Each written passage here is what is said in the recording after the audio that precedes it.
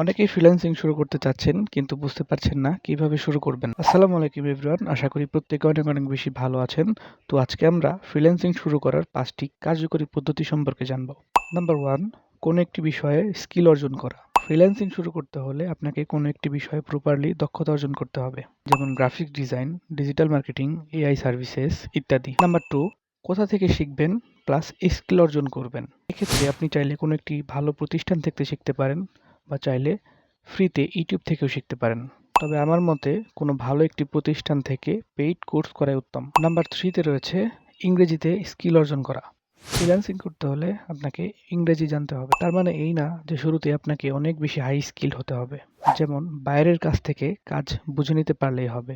একটা সময় প্র্যাকটিস করতে করতে একটা সময় যে হাইলি স্কিলড হওয়া সম্ভব।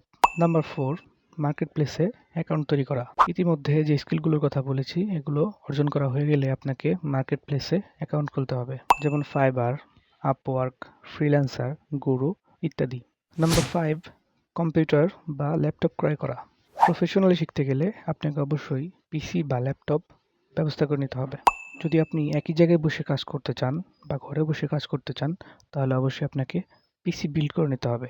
এছাড়া আপনি যদি ঘরে প্লাস বাইরে থেকে 2 জায়গায় কাজ করতে চান তাহলে আপনার জন্য ল্যাপটপ নেওয়াই উত্তম। তো আজ এই পর্যন্তই। সবাই অনেক বেশি ভালো থাকবেন। আল্লাহ হাফেজ।